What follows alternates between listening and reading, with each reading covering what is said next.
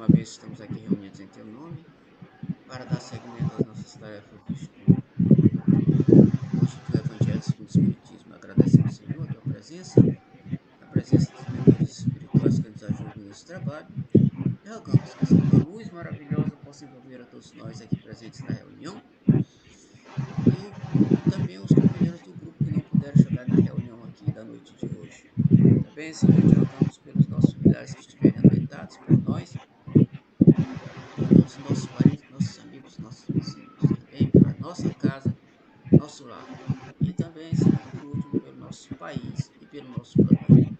Ilumina-nos nesse momento a todos nós, planeta, país e pessoas, a fim de que a paz reine no coração de cada um ser humano, que a ganância, a sede de poder possa ser diminuída ou aplacada de uma vez por todas no nosso planeta e nos corações humanos.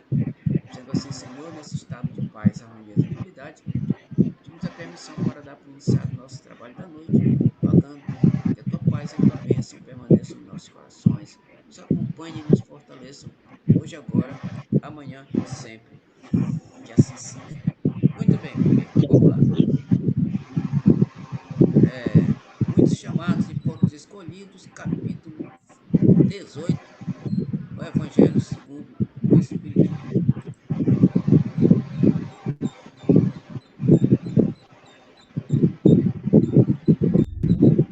Parábola do festim de bodas.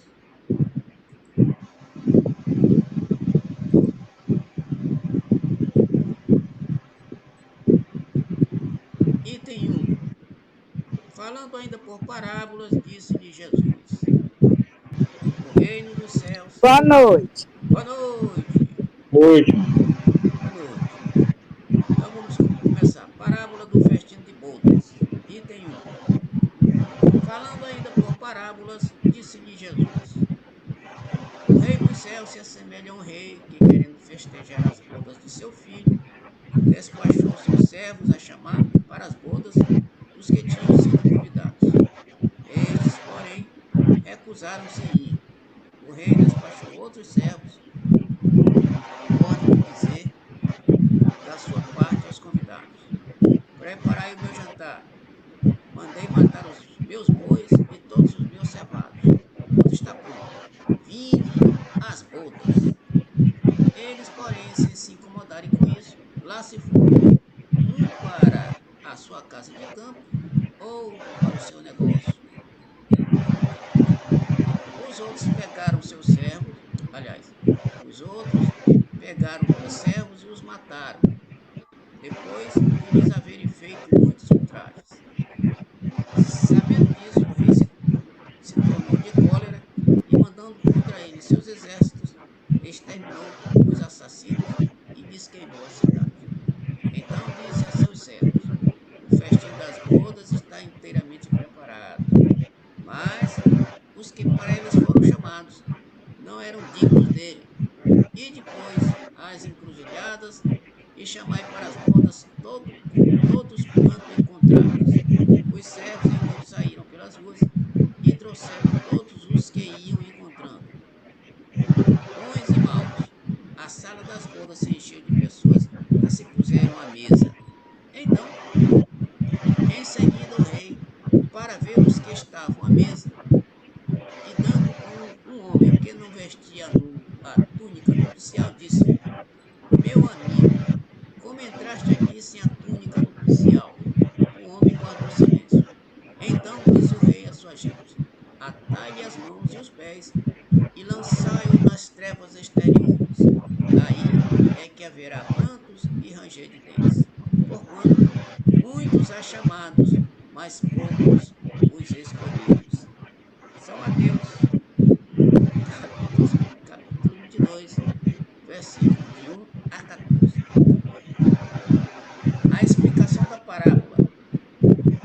O incrédulo sorri a esta parábola, que lhe parece de uma pueril ingenuidade, por não compreender que se possa opor tanta dificuldade para assistir a um festim, e ainda menos que convidados levem à resistência a ponto de massacrarem os enviados do dono da casa.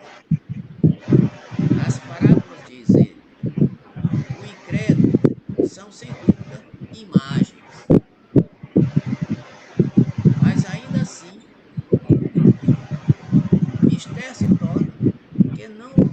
ultrapassem os limites do verossímil. Outro tanto pode ser dito de todas as alegorias, das mais engenhosas fábulas, se não lhes forem tirados os respectivos envoltórios para ser achado sentido oculto. Jesus compunha as suas com os hábitos mais vulgares da vida e as adaptava aos costumes e ao caráter do povo a quem falava.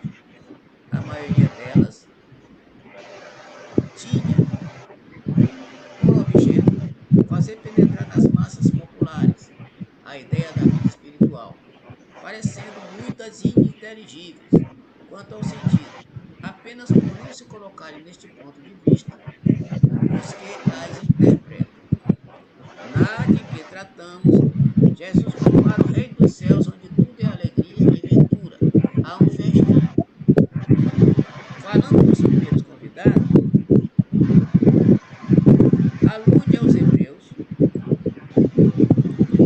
que foram os primeiros chamados por Deus ao conhecimento da sua lei. Os enviados do rei são os profetas, que os vinham exortar a seguir a trilha da verdadeira felicidade. Suas palavras, porém, quase não eram escutadas. Suas advertências eram desprezadas. Muitos foram mesmo massacrados, como os servos da parábola. Os convidados que se excusam, pretextando terem de ir cuidar de seus campos, de seus negócios, simbolizam as pessoas mundanas, que, absorvidas pelas coisas terrenas, se conservam indiferente às coisas celestes. Era a crença comum aos judeus, de então, que a nação deles tinha de alcançar a supremacia sobre todas as outras. Deus, com efeito, não prometerá a Abraão que a sua posteridade cobriria toda a terra, mas, como sempre, atendo-se à forma, sem atentarem ao fundo, eles acreditavam tratar-se de uma dominação efetiva e material. Antes da vinda do Cristo, com exceção dos hebreus, todos os povos eram idólatras e politeístas. Se alguns homens superiores ao vulgo conceberam a ideia da unidade de Deus, essa ideia permaneceu no estado de sistema pessoal, em parte nenhuma foi aceita como verdade fundamental, a não ser por alguns iniciados que ocultavam seus conhecimentos sob um véu de mistério, impenetrável para as massas populares. Os hebreus foram os primeiros a praticar publicamente o monoteísmo. É a eles que Deus transmite a sua lei, primeiramente por via de Moisés, depois por intermédio de Jesus. Foi daquele pequenino foco que partiu a luz destinada a expandir-se pelo mundo inteiro, a triunfar do paganismo e a dar a Abraão uma posteridade espiritual tão numerosa quanto as estrelas do firmamento.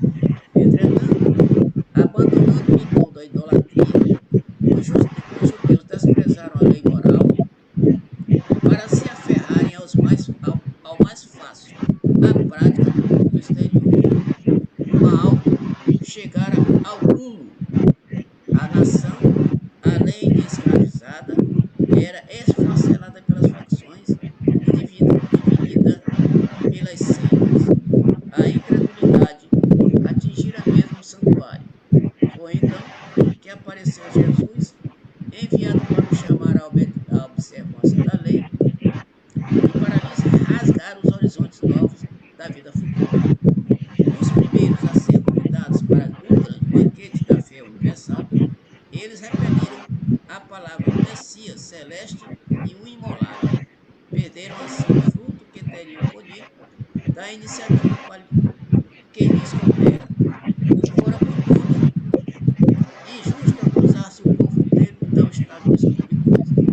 A responsabilidade tocava principalmente aos fariseus e saduceus, que sacrificaram a nação por efeito do orgulho e do fanatismo de uns e pela incredulidade dos outros. São, pois, eles, sobretudo, que Jesus identifica os convidados que recusam comparecer ao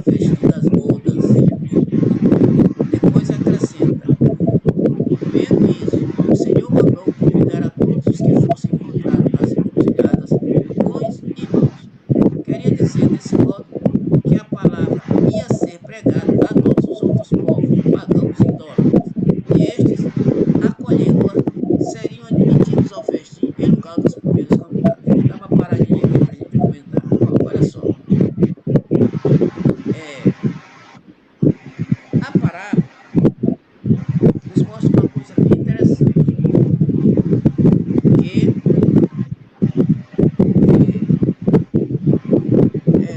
Jesus compara, né, o reino dos céus com uma festa. Né?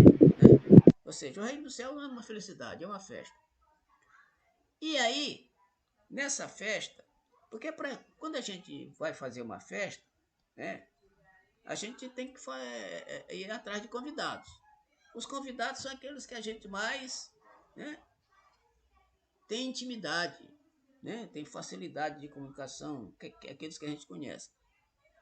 Mas nessa festa aqui, era uma festa em que foram convidados qualquer pessoa. Mas para que a festa fosse divulgada, era necessário que alguém saísse para convidar as pessoas que fossem encontradas. Né? Então, o Deus, o responsável pela festa, mandou os seus servos para convidar todas as pessoas que estavam em qualquer lugar. Ou seja, era uma festa pública. Uma festa pública. E olha só, no momento em que as pessoas, esses servos, começaram a fazer o convite, as outras pessoas que eram convidadas começaram a matar estes que estavam convidando. Ora, naturalmente, porque se estavam matando aqueles que estavam convidando, é justamente porque não gostaram do convite. Né? Não gostaram do convite. Então, por conta disso, né, ele começou a convidar todo mundo. Qualquer pessoa que se encontrasse nas cruzeiras, ele começou a convidar todo mundo. Ou seja, o que a parábola está dizendo é que para este festim, para esta festa, que é o reino dos céus, a alegria nos reinos dos céus, todas as pessoas são convidadas, inclusive nós. Ou seja, ninguém pode ser excluído dessa festa. Todos são convidados. Agora, quem vai aparecer nessa festa é que está o problema. Porque para essa festa é necessário que a pessoa esteja interessada nessa festa, ou seja, na salvação, na libertação. E alguns não estavam interessados, que procuravam, né, davam as costas para o convite e iam cuidar dos seus negócios. Ou seja, estavam preocupados com as coisas mundanas. É isso que acontece conosco. Né? A gente está mais preocupado com as coisas do mundo do que com as coisas de Deus. E as coisas de Deus, nos são convidadas a todo instante. Exemplo muito prático. Nós temos reuniões toda terça-feira e toda sexta. Então, o que é que eu faço aqui? Eu que sou o coordenador do trabalho, o que é que eu faço? Eu jogo o link da reunião para o grupo e o grupo dá uma olhada e aceita ou não. Né? O grupo aceita ou não. Quando eu lancei hoje o convite para o grupo, o link, o primeiro que entrou foi Nonato. E depois a nossa amiga, companheira. E os outros companheiros ainda não puderam chegar. Por quê? Ou estão com algum problema material, ou com algum problema que não de saúde, etc, etc, etc. Tá, mas o convite foi feito. Aliás, eu convidei não só o nosso grupo, pessoal, como eu convidei também o pessoal do grupo do Lar de Jesus. Aliás, eu faço esse convite todo o tempo para os dois grupos. E raramente o pessoal do Lar de Jesus participa. E olha só, o convite que nós fazemos é um convite que a pessoa fica até, inclusive, bem à vontade. Até porque está em casa. Tem negócio mais interessante do que a gente participar de um trabalho desse em casa? Na comodidade do nosso lado da nossa casa? Aí, ó, Nonato está com ventilador, eu estou aqui também num ambiente refrescado, etc, etc. É um convite que às vezes a gente pensa que é difícil, é complicado, mas não é. Quando a pessoa não está interessada mesmo, ela até xinga, né? Ela até, eu vou saber dessas coisas, isso não interessa, etc, etc. Resultado.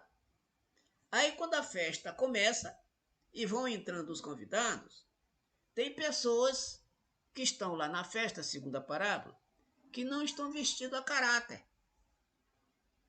Ou seja, não estão vestidos de acordo com o que foi recomendado nas normas, as normas do trabalho, as normas da festa, do festim.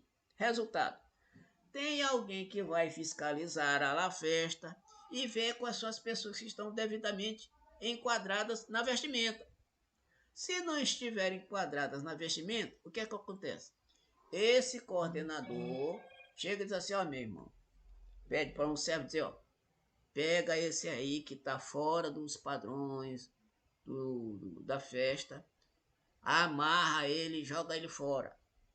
Porque ele não está de acordo com a vibração do ambiente. Não está de acordo com a vibração do ambiente. Então ele é expulso daquele local, porque ele não está vibratoriamente de acordo com aquelas condições.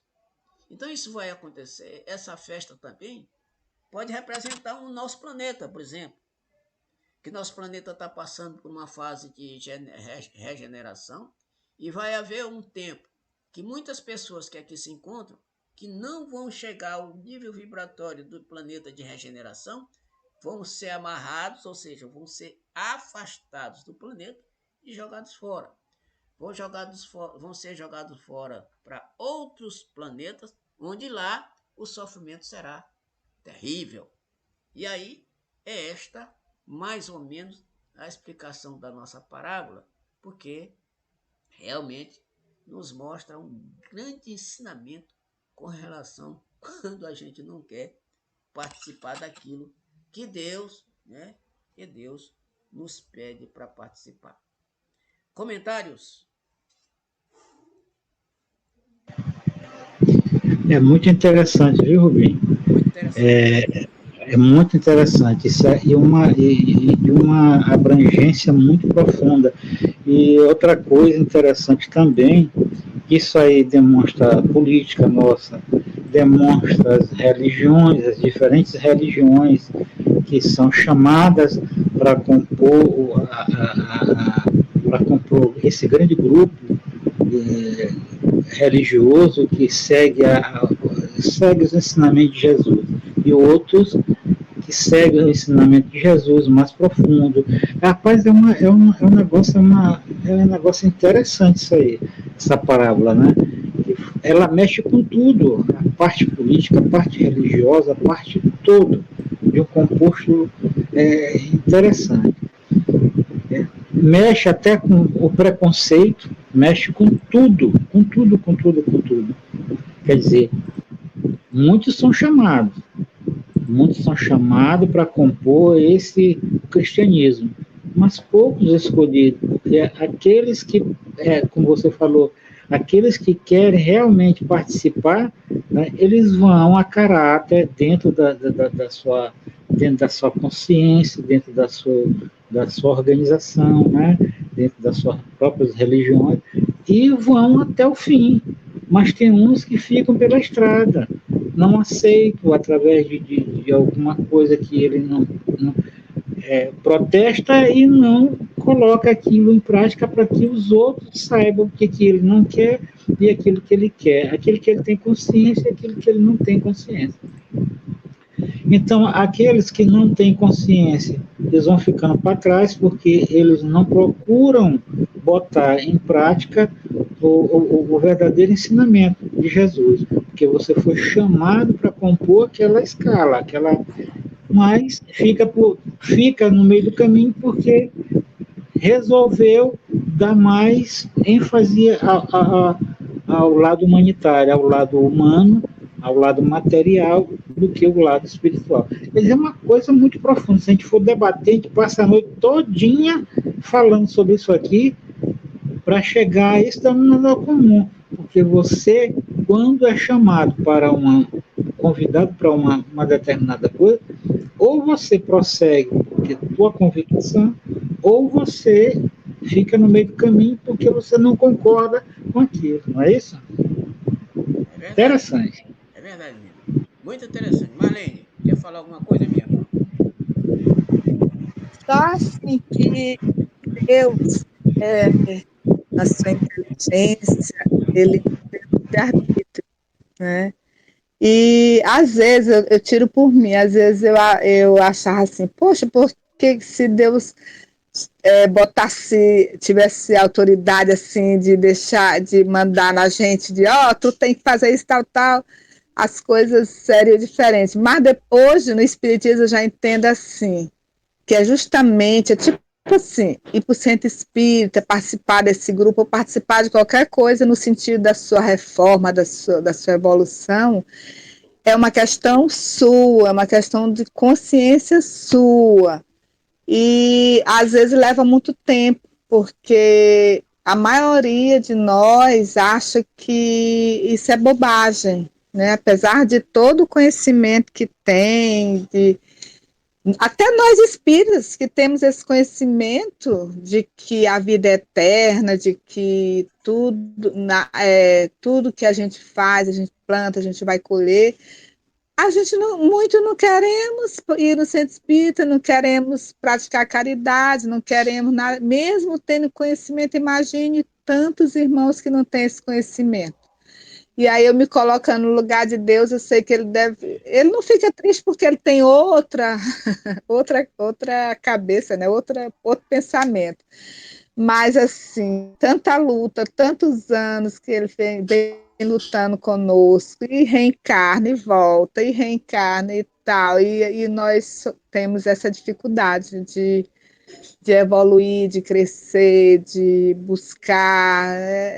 Às vezes eu fico triste até comigo mesmo, porque, gente, realmente Deus faz tudo por nós, mas nos deu justamente a liberdade de escolhermos, né? E aí nós temos essa dificuldade ainda, mas um dia as coisas vão melhorar, com certeza. Só isso. Beleza. Muito bem. É isso mesmo. Essa paciência, né, Marlene, que Deus tem, que nós estamos demorando a ter. Isso. Essa paciência é interessante, né? Porque Deus tem uma inteligência que Ele quer que a gente chegue lá, mas a gente está demorando demais. Então aí vem a reencarnação, ou seja, não é que a gente não aprenda, a gente aprende, mas muito pequenininho, minúsculo. Por isso é que a gente não alcançou a evolução necessária, que é exatamente a paciência que nós não temos. No lugar da paciência, a gente tem a discórdia, a falta de um monte de coisas que não dá para a gente continuar a corrida, né? Isso aí é uma vida nossa, é uma corrida, atrás de alguma coisa que nos dê interesse. E quando a gente não coloca na proposta do nosso interesse essa verdade que a gente conhece, que o espírita conhece, mas essa verdade que muitas pessoas não conhecem, muitas pessoas que estão na religião nossa, outra religião, que não tem. Eles acham que a vida é verdade, a Bíblia é uma verdade incondicional. E que não tem condição, que a incondicionalidade deles é exatamente não acreditar na vida após a morte, no caso. Quem não acredita na vida após a morte, é muito complicado você entender Deus. Essa que é a realidade. Ok. Quando o Nato fala em paciência, Marlene também, mas Deus é paciente conosco, né? Deus é paciente. E, além do mais, se a gente não quiser ir, Deus também não vai interferir no nosso livre-arbítrio. Oh, Deus bonzinho, possa. Não, o camarada não quer, não quer. Uma hora ele vai querer. Isso significa, se chama paciência. Tem muita paciência conosco. Opa, coisa boa, meus amigos. Então vamos continuando aqui. Continuando a leitura. Mas não basta ninguém ser convidado. Não basta dizer-se cristão, nem sentar-se à mesa para tomar parte do banquete celestial. É preciso, antes de tudo, e sob condição expressa, estar revestido da túnica nupcial, isto é, ter puro coração e cumprir a lei segundo o Espírito. Tá aqui a direção que a gente deve ficar, né, no festim, na festa das bodas. Está aqui a túnica nupcial, que é o quê? O coração puro e seguir a lei divina. Pronto. Fez isso aqui, a gente está apto a participar da festa. Quando a gente chegar lá, ninguém vai nos tirar porque nós estamos vestidos a caráter, né? A nossa roupa é o quê? Coração puro e seguir a lei do Espírito, ou seja, seguir a lei divina. Se a gente seguir essas duas condições, pronto, a nossa veste está corretíssima. Agora, se o nosso coração tiver ódio, rancor, raiva, ressentimento, pensar mal do outro, etc, etc, um monte de defeito que a gente tem, aí fica muito difícil. Aliás, difícil não, impossível da gente participar desta boda, deste festim. Ora, a lei toda se contém nestas palavras. Fora das caridade não há salvação. Está aqui, ó, outro roteiro, que é o mesmo, né? Só que mudando de palavras. Fora da caridade não há salvação. Se a gente tiver praticar a caridade, né, com sentimento, nós estamos com o coração puro e seguindo a lei divina. Entre todos, porém, que ouvem a palavra divina, quão poucos são os que aguardam e a aplicam proveitosamente. Quão poucos se tornam dignos de entrar no reino dos céus. Eis porque disse Jesus: chamados haverá muitos, poucos, no entanto, serão escolhidos. Então, bom, esses chamados são todos. Por isso é que Jesus disse: das ovelhas que o Pai me entregou, nenhuma se perderá. Todos serão chamados. Pode não querer agora, pode não querer amanhã, depois, mais uma hora, eles serão, né, enquadrados. E sendo enquadrados, eles realmente entrarão também no reino dos céus. Pode demorar, como falamos anteriormente. Deus é paciente e Deus sabe que uma hora ou outra a gente vai se enquadrar, vestir a túnica e aí participar da festa. Enquanto a gente não participa, outros já estão participando, já estão alegres, felizes, etc, etc, e a gente perdendo tempo em coisas do mundo. Este é que é o nosso grande problema. A gente prefere se envolver com as coisas do mundo, né, do que se envolver com as coisas de Deus.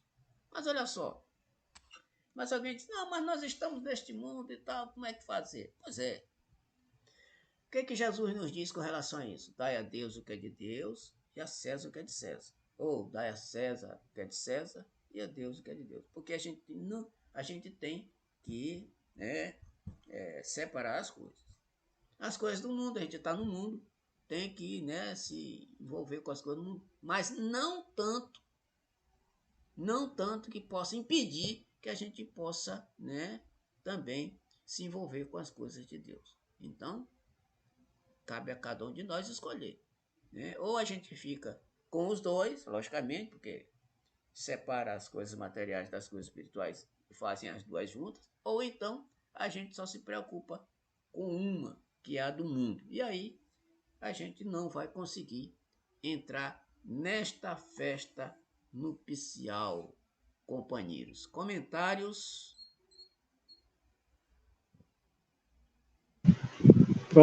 Porém, é que muita gente deixa a vida levar ele, né? Como você É falou, verdade. deixa a vida levar ele e se esquece que nós temos uma vida nos esperando exatamente para que a gente possa ter superado todo porque o porém que eu sempre não me canso de falar, a gente se esquece que a gente está aqui espiando, que a gente é pecador, que nós somos, que nós temos que nos recuperar. Aí acha a vida toda bonita, toda bela, bem, não passa fome. Aí ele não troca essa vida por nada, entendeu? E jamais ele troca essa vida para fazer um ato de caridade. Aí a vida vai levar mesmo, mas para uma proporção que ele vai ver lá na frente misérias, rancor e outras coisas mais. Né? Marlene? É isso mesmo, é que a gente está falando, a questão de consciência de que tudo aqui é uma escola. Às vezes eu tiro por mim, eu digo, meu Deus, eu só posso ter muitas dívidas, porque o inusitado acontece comigo. Aí É, eu disse, realmente eu tenho muitas. Agora, esse mês, a prestação da minha casa foi debitada 2 vezes e a Caixa não quer me devolver o dinheiro, ela quer que sirva para o pagamento de um mês depois. Aí eu disse assim, gente, aí se você for analisar, gente, mas tem tantos problemas, mas ainda vai aparecer mais mais esse. esse, mais esse. Ai, então, aí a gente fica, meu Deus, mas não adianta ficar aqui pensando, não, tem que seguir em frente, trabalhar, plantar para ver se colhe coisas melhores, né? Porque nada é por acaso. Com certeza eu plantei e estou colhendo. Mas não é fácil, não. E é o que tem, nós que temos, que somos espíritos, que temos essa consciência. A gente para pensar. E já pensou quem não tem esse conhecimento, quem não tem essa consciência, quem fica logo com raiva achando que Deus é que faz tudo errado, que Deus é que está maltratando, né? É interessante, é muito. Eu acho que é muito bom a gente ter essa consciência e percebendo que nada, tudo foi plantado. Eu gosto de ter essa consciência hoje. É isso. Ok. Então vamos lá. A porta estreita. Item 3. Entrai pela porta estreita, porque larga é a porta da perdição, e espaçoso o caminho que a ela conduz. E muitos são os que entram, por ela entram. Quão pequena é a porta da vida, quão apertado é o caminho que a ela conduz, e quão poucos a encontram. Mateus capítulo 7, versículo 13 e 14. Bom, aqui existem duas portas, segundo a passagem. Uma porta larga, estreita, em que muitos, ele está falando aqui, muitos entram. Né? Muitos entram. E a porta estreita é a porta pequena, né? A porta de dificuldade, a porta da, das tribulações, etc. E esse caminho ninguém quer entrar, não. Todo mundo só quer facilidade. A porta larga é a facilidade, a porta da facilidade. A gente dá, né? Quanto mais tem, mais quer. Quanto mais saúde, mais quer esnobar. E a perdição está por aí, a gente entra. A maldade está por aí, a gente entra também. A facilidade está por aí, a gente faz, etc. Mas a porta estreita é aquela que é a porta que é dificuldades, que a gente. São coisas que a gente tem que ultrapassar com muita dificuldade e reclama às vezes, algumas vezes reclama. Mas essa aqui é a porta. Essa aqui é a porta. Os nossos sofrimentos, eles são a porta estreita da nossa evolução. Né? Porque ninguém quer sofrer. A gente só quer ter saúde. Saúde para jogar fora. Porque tem gente que tem muita saúde e por conta de ter muita saúde, extrapola os limites do que pode, até onde pode chegar. Extrapola os limites. E aí depois que passa a perder a saúde, começa a reclamar. E como o Marlene acabou de falar, reclamar de Deus. Não, poxa, por que Deus é isso? Por que Deus faz isso? Por que Deus é assim, etc, etc. Mas não sabendo que nós é que somos os culpados. Há poucos dias, aqui eu tenho um moço ali, um senhor, que ele conserta meus aparelhos eletrônicos, computador, televisão, essas coisas. Mas olhem, meus amigos, ele é completamente descrente. Eu fico impressionado. Ele tem muita conversa, ele tem muito estudo. Mas ele é completamente descrente. E aí, a gente conversando, conversa vai, conversa vem. Ele tem coisa que ele não consegue entender, etc. Eu tento explicar, mas aí, nesse eu tento explicar, aí ele vem com o argumento, não, mas isso é coisa da mente, isso não é real, isso aí é ilusório, não sei o que lá, etc, etc. Eu fico impressionado. Como é que o camarada tem um monte de argumento do contra? Ou seja, é uma pessoa pessimista. Até que é uma pessoa alegre, tal, conversador, bom papo. Eu passo muito tempo com ele. E aí a gente aprende, com esse tipo de pessoas a gente aprende. Porque ele tem alguns argumentos que, se é uma pessoa que não tem muito, né, um certo raciocínio, pode embarcar na dele. Mas tem hora que eu argumento com ele, né? Eu contradigo aquele que ele falou, e ele fica meio assim, como se diz assim, pensativo. Ih, rapaz, eu entrei aqui pelo caminho meio complicado, tal. Então é assim, não quer aceitar determinadas coisas, não quer sofrer. Acha que o sofrimento é uma coisa, se existe Deus, né? Se existe Deus, o sofrimento... Então, o negócio é fazer o errado, ou fazer coisa parecida. Então, meus amigos, é complicado quando a gente escolhe esta porta grande aqui, larga, porque a porta, como está dizendo, a porta da perdição, e essa vai nos atrapalhar. Vai atrapalhar a nossa caminhada. E vai tirar o nosso caminho para a festa das bodas. Mas o objetivo é o quê? Entrar pela porta estreita, que é a porta da vida espiritual, da vida verdadeira. Porque a porta larga é a vida material. A vida que independe de Deus, que não quer saber de Deus, que não quer saber de coisa nenhuma, a não ser dos seus apetites materiais que todos nós temos. E cada vez mais a gente se enrola com eles. Comentários? Rubinho, é perfeitamente compreensível que até certo ponto, né? Porque uma pessoa que desenvolve de si conhecimento, um meio de sobreviver, ele pensa que ele é tão inteligente, que não existe Deus. Existe ele mesmo, que sobressai nas suas coisas, sobrevive dentro do seu limite. Ele não acredita naquela verdade que nós, espíritas, acreditamos.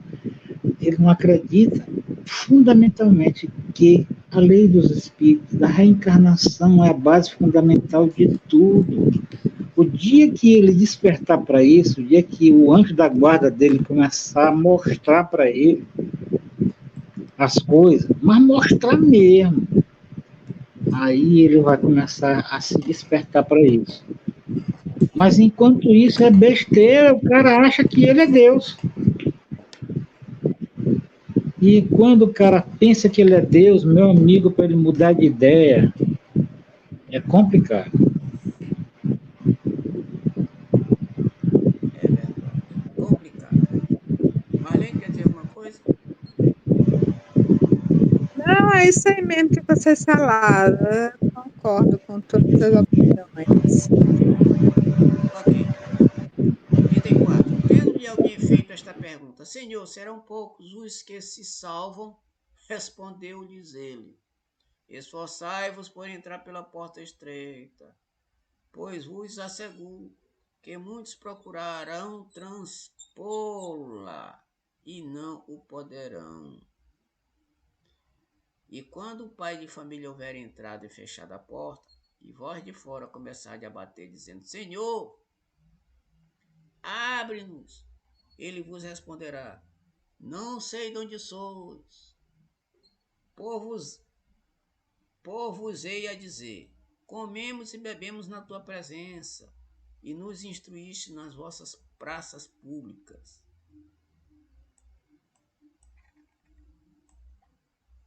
E ele vos responderá: Não sei de onde sois.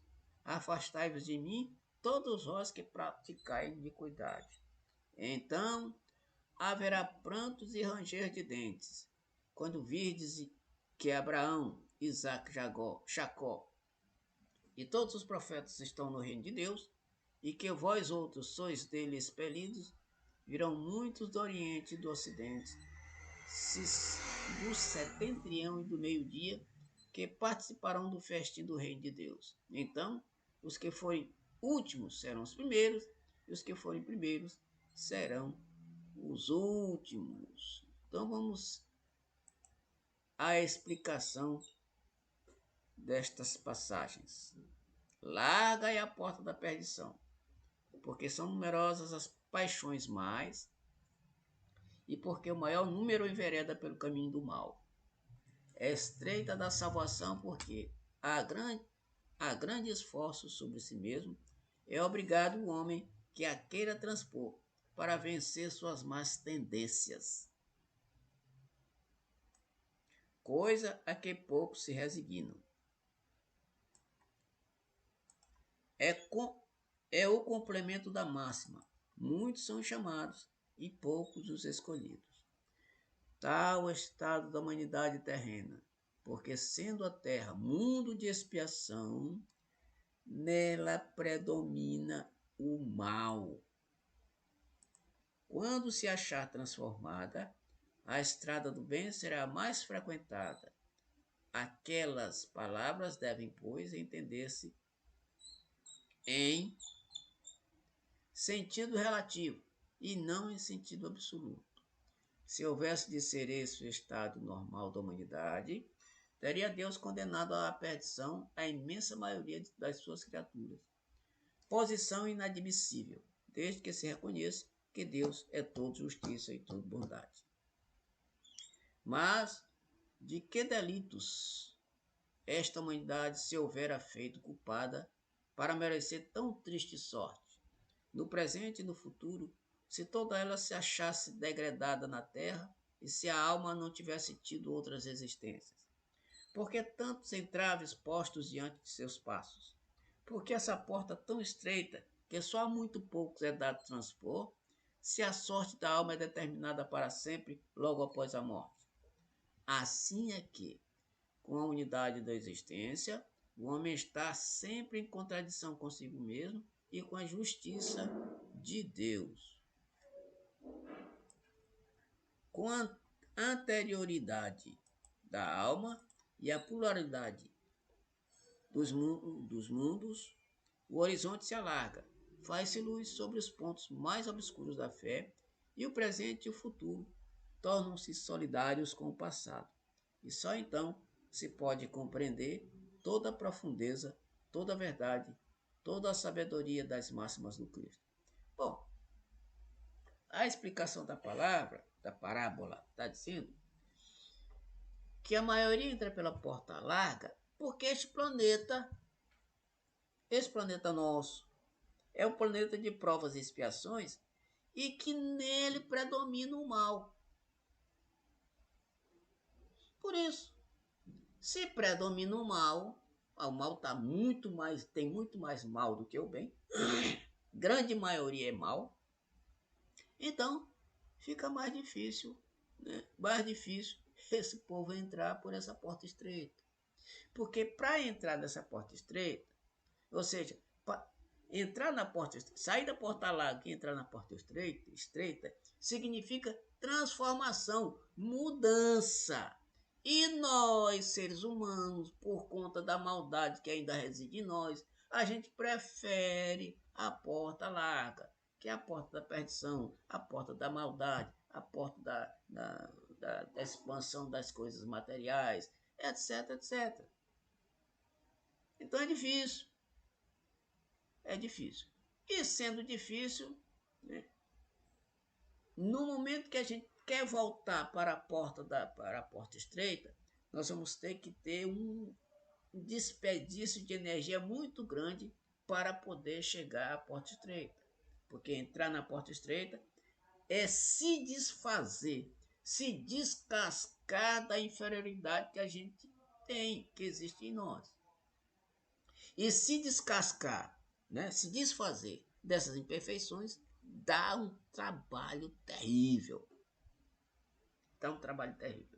Quer ver um exemplo bem simples? A gente tem um pequeno defeito. Porque olha só, a gente tem muitos defeitos.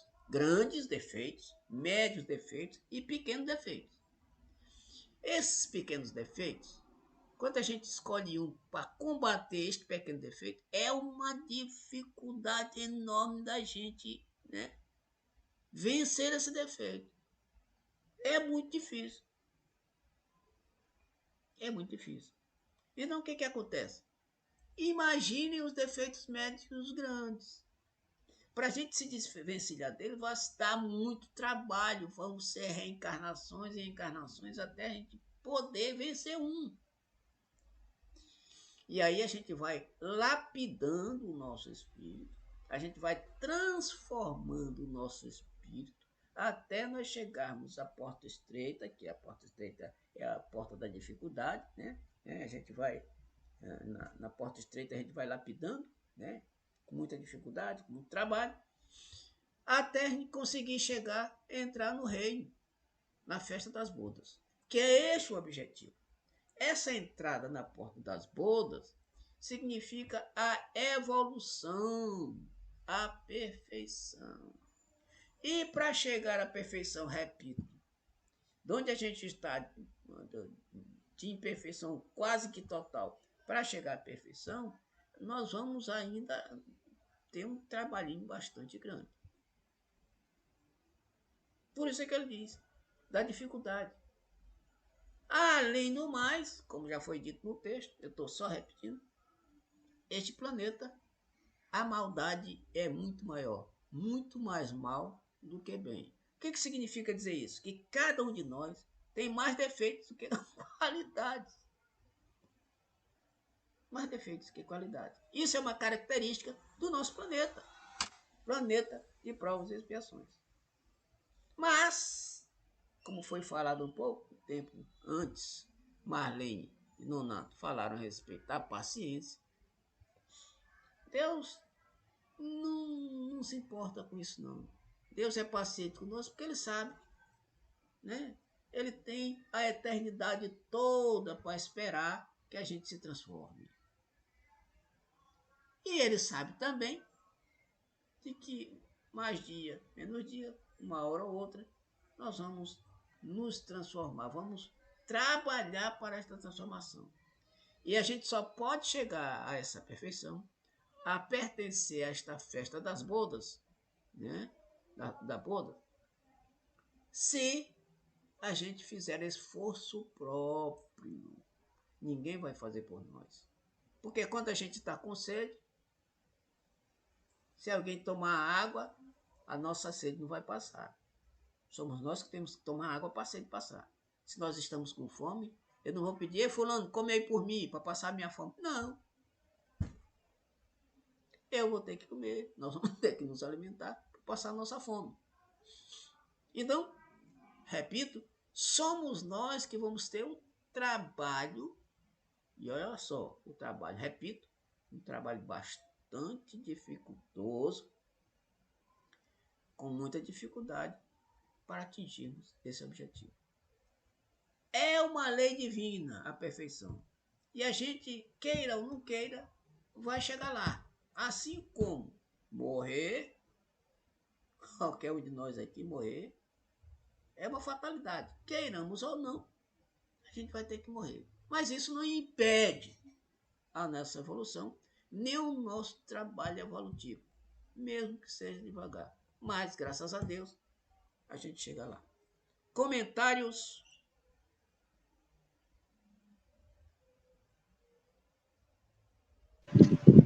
Lá vai eu de novo. Venha. É muito simples. A maldade, quando a gente entender ignorância e saber que enquanto a gente tiver nessa maldade, entre aspas, que é a ignorância, não conhecer, ter o firme propósito de conhecer, saber que todos nós somos oriundos de Deus.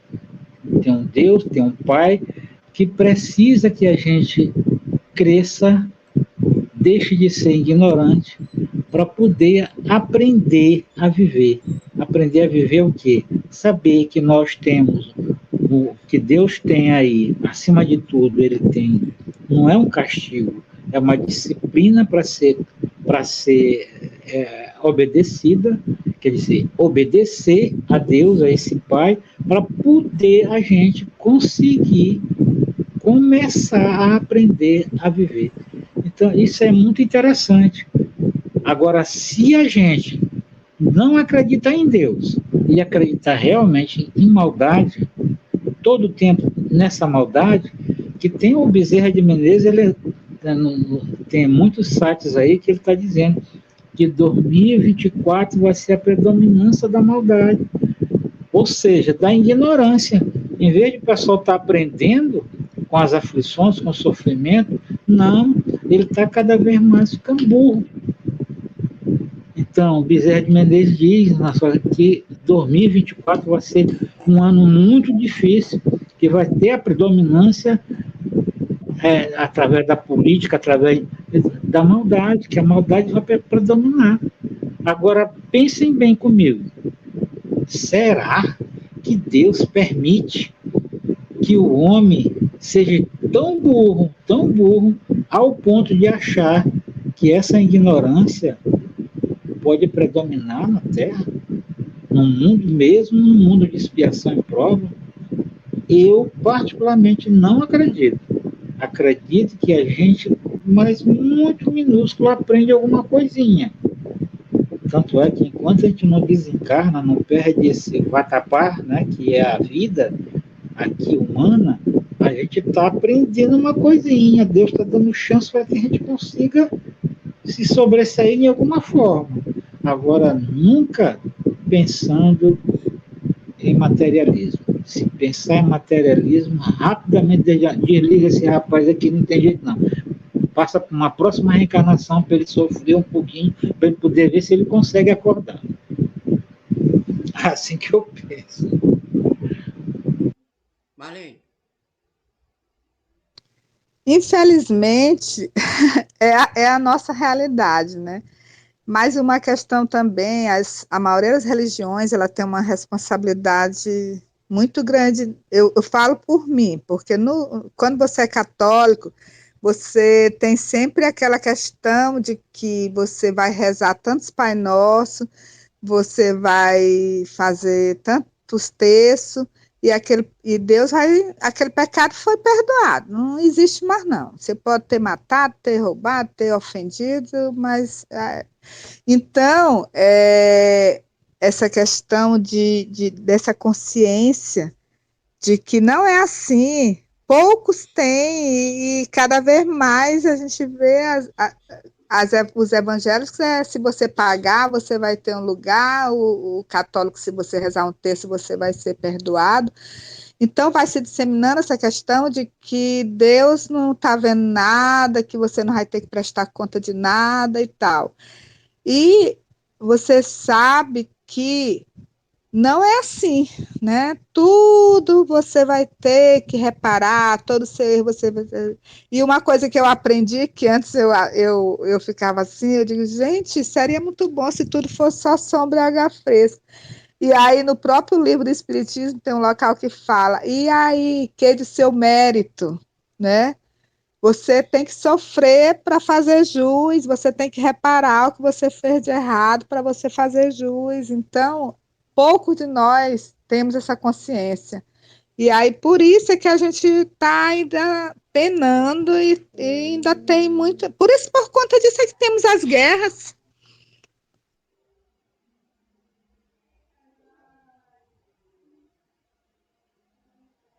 Era isso, porque meu neto está aqui Tá, dizendo que está com fome. tá certo. Muito bem. Então, olha só. Ô Rubinho, Diga, só mais uma coisinha. diga, meu irmão. As pessoas têm que ler um livro chamado Reparando Erros, que só assim eles vão entender a vida, de como Deus realmente ele não faz nada, ele fica só vendo que esse rapazinho, será que ele está pensando certo? Rapaz, tu faz aqui, tu planta aqui, tu vai colher depois, rapaz.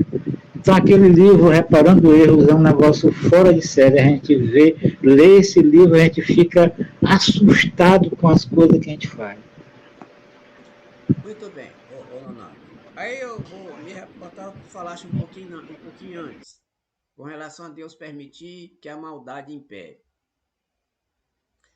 É, Deus pode até permitir. Aliás, ô Nonato, a gente sabe que Deus, tudo que acontece é porque Deus permite. Pronto, isso aqui é ponto pacífico. Tudo que acontece porque Deus permite. Mas olha só, toda vez tem uma frase que Jesus nos fala, Marlene e Nonato, o seguinte: é necessário, olha só que frase que Jesus nos ensina, que venha o escândalo. Mas ai por quem venha esse escândalo. Ou seja, quando tu falaste aí que no 2024 vai ser o império da maldade ou coisa parecida, é um escândalo? É. De quem é a culpa? Do próprio homem. Mas aí, essa maldade aparece por culpa do próprio homem, mas tem consequências. Por isso é que Jesus diz: é necessário que venha o escândalo. Mas ai porque venha esse escândalo. Ou seja, aquele que escandalizar pagará tem que reparar pelo escândalo que fez, que praticou. Então, meu irmão, por isso, Deus não está muito preocupado se a gente faz isso ou faz aquilo. Porque ele sabe, aliás, ele, quando estabeleceu as leis, ele disse o seguinte: se você fizer, se você plantar, você vai colher. Agora, a colheita, aliás, o plantio, a semeadura é livre. Você pode semear o que bem entender. Só que você vai ser obrigado a colher. Mas alguém poderia dizer, mas peraí, como é que Deus permite essa maldade todinha e fica assim por isso mesmo? A gente sabe que não fica. Então eu venho conversando com vocês a respeito do companheiro que eu tenho aqui, que é meio descrente das coisas. Outro dia eu dei um exemplo para ele.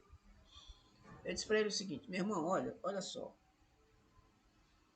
Quando a gente come, né, a gente come para se fartar. Mas chega um limite, né? Chega um limite em que a gente tá farto. Aí eu perguntei para ele: se a gente ultrapassar esse limite, o que acontece? Ele disse assim: a gente tem algum problema gastrointestinal, adoece. Eu disse, pois é, meu. Se a gente ultrapassa os limites da lei, porque a lei diz para nós, ó, até aqui encheu o estômago. Se você ultrapassar desse limite, você pagará com as consequências. Então, meu irmão, se não existe nada do outro lado, eu disse para ele, se não existe nada do outro lado, quando o camarada apronta aqui, apronta, não aconteceu nada com ele, ele morreu. Ficou por isso mesmo? Não tem consequência? Ele ficou pensando. Ora, o camarada pratica o mal. Não tem, não, às vezes não acontece assim, Nonato, ou Marlene. Pratica o mal. Nunca acontece nada com ele. Ele morre tranquilo, em preço esplêndido, como se diria, em preço esplêndido. E não tem nada do outro lado. Ó, não tem consequência nenhuma. Isso quer dizer o quê? Injustiça, meu irmão. Isso é injusto. Ora, se... Eu disse para ele. Ora, se nas coisas materiais existem consequências, como é que o camarada mata, apronta, persegue, rouba, morre tranquilo, não acontece nada com o cara, é injusto. Ele ficou pensando. Irmão, eu disse para ele, tudo tem consequência, meu irmão. Tanto faz a gente praticar o bem quanto praticar o mal, tem consequência. E este aí é um exemplo de que existe alguma coisa do outro lado, porque não é possível. Eu disse para ele, não é possível, porque não existe nada do outro lado se o camarada apronta e não tem consequência nenhuma. Morreu, acabou. E aí, meu irmão, eu volto para o nosso assunto aqui. Você falou 24, segundo a sua informação aí, será o império da maldade e tal. Deus permite, por conta do livre arbítrio do homem, porque o homem é que se destrói por si mesmo. E se destruindo por si mesmo, ele vai aprender uma hora ou outra. O que a gente está analisando é apenas um pequeno período de vida humana, que ele, o cara apronta, e a gente sabe que Deus tem toda a eternidade para esse camarada entrar nos eixos. O que é que acontece, meu irmão Nonato? Você é pai, nós somos pais, Marlene é mãe. A gente chega, conversa com o filho, meu filho, não é assim, esse lado tá errado, o lado certo é esse, pá. Isso a gente já comentou em outras reuniões. Pá, é assim, meu filho, não faça isso, olha, eu vou lhe mostrar aqui o caminho certo, tal. Aí o filho continua. E aí a gente chama o menino de novo, a criança de novo, ó, meu filho, não é assim, pá, o certo é esse lado, assim. A mesma coisa sempre. Mesma coisa. Assim, acontece aqui com Nicole. Mesma coisa, a gente fala todo dia, a mesma coisa, mesma coisa. E continua fazendo. E aí, o que acontece? Algumas vezes, alguns pais, depois de já ter muito conversado, e a criança não quer seguir, o que ele faz? Dá um castigo, dá um beliscão, um puxão de orelha, umas palmadas. Porque tem gente, Nonato e Marlene, que só vai na cacetada. Percebe? Só vai na cacetada. E nós, seres humanos, somos assim. A gente só aprende depois que passa por uma determinada situação grave. Só vai na cacetada. Aliás, existe uma frase interessante que eu vi outro dia em um vídeo que me mandaram pelo Zap, que um camarada dizia, um cara de uma boa patente de uma das três Exército, Marinha e Aeronáutica, eu não sei qual delas, mas era um deles. Ele dizendo o seguinte, o mal, olha só que frase, abre aspas, o mal só se afasta, não se afasta espontaneamente, fecha aspas, ou seja, só vai na cacetada.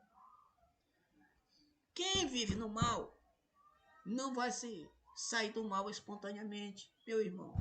Só vai no sofrimento. Só vai na cacetada. E por isso é que Deus permite. Se o homem quiser fazer o que ele bem entender, faça. A escolha, a semeadura é livre. Agora, a colheita, ele vai ter que obrigado a colher. Ou seja, ele vai ter que arcar com as consequências daquilo que ele plantou. Pronto, ponto final. É a lei. É a lei divina. Meu caro Nonato e minha cara Marlene. Mais comentários? Não, não, não. Nonato, Só um que diz assim, Rubinho. diga. Deus escreve certos por linhas tortas. Esse é um ditado popular que anda correndo por aí. Então, ou seja, a lei de Deus, ninguém escapa. Ninguém escapa. Nossa, Tanto é que lá no Antigo Testamento, lá, na criação do homem, que foi que Deus disse, ó, vocês podem ficar aqui nesse paraíso, comer de todas as frutas, de todos os frutos. Mas, olha a lei. Nenhuma das árvores que vocês não podem comer do fruto. Estabeleceu bem ali a lei. Agora, se vocês comerem desse fruto, ou seja, se vocês desobedecerem, se vocês o praticarem no ato negativo, vocês morrerão. Está bem dali. Ele já estabeleceu que existe consequência no momento que a gente desobedece às leis divinas. Desde lá, simbolicamente, né, o ensinamento lá, simbolicamente dizendo, olha, existe uma lei que eu estabeleci. Se você sair desta lei, você arcará com as consequências desta lei. Agora, o que ele quis dizer? Eu não estou dizendo que vai ser assim. Agora, se vocês quiserem fazer assim, já é problema de vocês. Assim não é problema nosso. Qual é a lei é essa? E a gente sabe que a lei é essa? livre-arbítrio. Livre-arbítrio. O nosso livre-arbítrio nos leva para o bem ou para o mal. Para uma boa colheita ou uma má colheita. Dependendo, né, daquilo que a gente usar o nosso livre-arbítrio. Isto é doutrina espírita, ensinamento doutrinário, ensinamento espírita.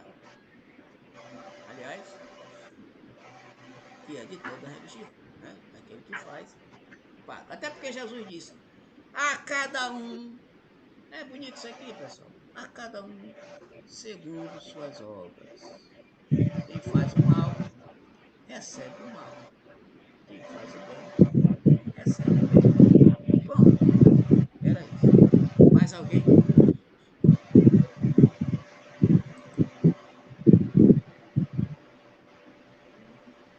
Não, né?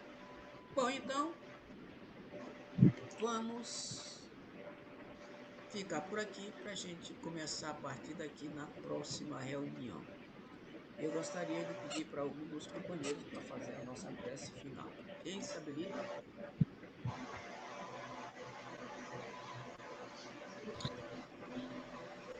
Vamos fechar os nossos olhos, entrar em sintonia com o nosso Divino Mestre Jesus, agradecer aos mentores desse estudo, a essa oportunidade de estarmos aqui, pedir por todos os irmãos que não puderam estar presentes, pedir também por todos os irmãos que estão sofrendo, mais ainda por conta das guerras, de tantos desastres naturais, pedir que dê a todos paciência, resignação e a certeza de que todo sofrimento é passageiro.